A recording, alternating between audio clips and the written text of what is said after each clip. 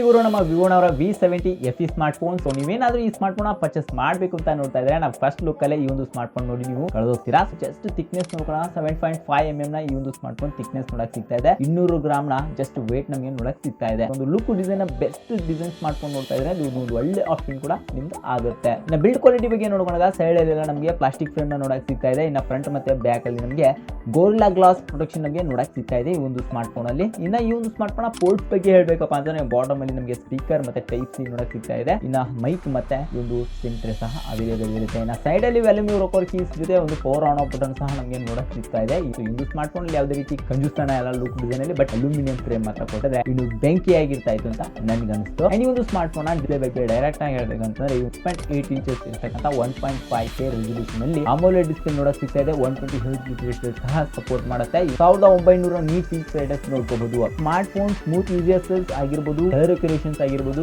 Number 1 top launch ಅಂತ ಹೇಳ್ಬೋದು. ಆ ಸ್ಮಾರ್ಟ್ ಫೋನ್ ಅಲ್ಲಿ ನೋ ಕಾಂಪ್ರಮೈಸ್ ಅಂತ ಹೇಳಿ ಇಷ್ಟಪಡ್ತೀನಿ. ಪರ್ಫಾರ್ಮೆನ್ಸ್ ನೋಡ್ಕೊಂಡಾಗ MediaTek Dimensity 7360 ಟರ್ಬೋ ಪ್ರೊಸೆಸರ್ ನೋಡ್ತಾ ಇದೀವಿ. ಅದು 4nm ಅಪ್ಲಿಕೇಶನ್ ಸಹ ಸಪೋರ್ಟ್ ಮಾಡುತ್ತೆ. ಇನ್ನ ಈ ಒಂದು ಸ್ಮಾರ್ಟ್ ಫೋನ್ ಅಲ್ಲಿ ನಮಗೆ ಪುಟ್ಟ ಅಪ್ಡೇಟ್ಸ್ ಗಳು ಆಗ್ಬೋದಿತ್ತು ಅಂತ ನಮಗೆ ಅನ್ಸುತ್ತೆ. ಪ್ರೊಸೆಸರ್ ಚೂರು ಅಪ್ಡೇಟ್ ಆಗಬೇಕಾಗಿತ್ತು. ಈ ಒಂದು ಸ್ಮಾರ್ಟ್ ಫೋನ್ ಗೇಮಿಂಗ್ ಟೆಸ್ಟ್ ನೋಡ್ಕೊಂಡಾಗ BGMI ಕೂಡ ನೋಡ್ಕೊಂಡಾಗ ಮೀಡಿಯಂ ಹೈ ಸೆಟ್ಟಿಂಗ್ ಅಲ್ಲಿ ನೀವು ಆರಾಮಾಗಿ ಗೇಮ್ ನ ಇಟ್ಕೋಬಹುದು. ಆದ್ರೆ ಹೈ ಸೆಟ್ಟಿಂಗ್ ಅಲ್ಲಿ ಏನಾದ್ರು ಹೋಗ್ತೀನಿ ಅಂತಂದ್ರೆ ಮೊಬೈಲ್ ನ ಓವರ್ ಹೀಟ್ ಆಗುತ್ತೆ ಮತ್ತೆ ಹೈ ಸೆಟ್ಟಿಂಗ್ ಅಲ್ಲಿ ವರ್ಕೌಟ್ ಆಗಲ್ಲ. ನೀವು ಮಿಡ್ ಸೆಟ್ಟಿಂಗ್ ಅಲ್ಲಿ ಆಡ್ತೀನಿ ಗುರು ಅಂತಂದ್ರೆ ಓಕೆ ಪರವಾಗಿಲ್ಲ, ಈ ಒಂದು ಸ್ಮಾರ್ಟ್ ಫೋನ್ ಅಲ್ಲಿ ಗೇಮ್ ಕೂಡ ಆಡ್ಕೋಬಹುದು. ಈ ಒಂದು ಸ್ಮಾರ್ಟ್ ಫೋನ್ ರ್ಯಾಮ್ ಮತ್ತೆ ಸ್ಟೋರೇಜ್ ನೋಡ್ಕೊಂಡಾಗ ನಮಗೆ LPDDR5 ರ್ಯಾಮ್ ನ ನೋಡಕ್ ಸಿಗ್ತದೆ. UFS 3.1 ಸ್ಟೋರೇಜ್ ಸಹ ಅವೈಲೇಬಲ್ ಇದೆ. ಇನ್ನ ಈ ಒಂದು ಸ್ಮಾರ್ಟ್ ಫೋನ್ ಮೇನ್ ಹೈಲೈಟ್ ಏನಪ್ಪಾ ಅಂತಂದ್ರೆ ಕ್ಯಾಮ್ರಾ ಅಂತ ಹೇಳ್ಬೋದು. ಮೇನ್ ಸೆನ್ಸರ್ ನಮಗೆ ಬಂದು 200 ಮೆಗಾ ಪಿಕ್ಸೆಲ್ ಇರುತ್ತೆ. ಅದು ಕೂಡ OIS ಅಲ್ಟ್ರಾ ಕ್ಲಿಯರ್ ಕ್ಯಾಮ್ರಾ ನಮಗೆ ನೋಡಕ್ ಸಿಗ್ತಾ ಇದೆ. ಇನ್ನು ಸೆಕೆಂಡರಿ ಕ್ಯಾಮ್ರಾ ಬರುತ್ತೆ 8 ಮೆಗಾ ಪಿಕ್ಸೆಲ್ ನ ನಮಗೆ ಅಲ್ಟ್ರಾ ವೈಡ್ ಆಂಗಲ್ ಲೆನ್ಸ್ ನ ನೋಡಕ್ ಸಿಗ್ತಾ ಇದೆ. ಇನ್ನು ಫ್ರಂಟ್ ಅಲ್ಲಿ ನಮಗೆ 50 ಮೆಗಾ ಪಿಕ್ಸೆಲ್ ನ ಸೆಲ್ಫಿ ಶೂಟರ್ ಸಹ ನಮಗೆ ಅವೈಲೇಬಲ್ ಇರುತ್ತೆ. ಈ ತೆಗೆತಕ್ಕಂಥ ಫೋಟೋಸ್ ನಮಗೆ ಡೇ ಅಂಡ್ ನೈಟ್ ಅಲ್ಲಿ ಒಳ್ಳೆ ಅಕ್ಯುರೇಟ್ ಫೋಟೋಸ್ ನ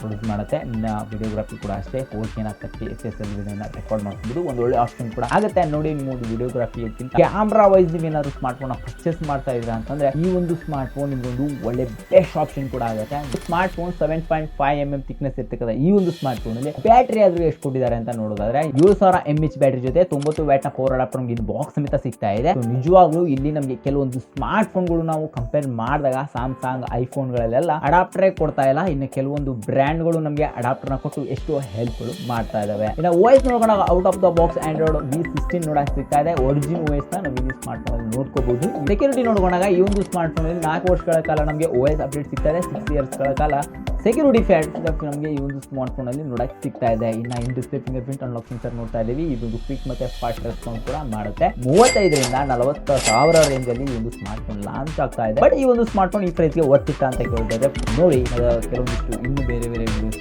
ಕೂಡ ಡಿಸೈಡ್ ಆಗಿ ಅಂತ ಹೇಳ್ತಾ ಮತ್ತೆ ಸಿಗೋಣ ಇದೇ ರೀತಿ ಯೂಸ್ಫುಲ್ ಕಂಟೆಂಟ್ ಜೊತೆ. ನಮಸ್ಕಾರ.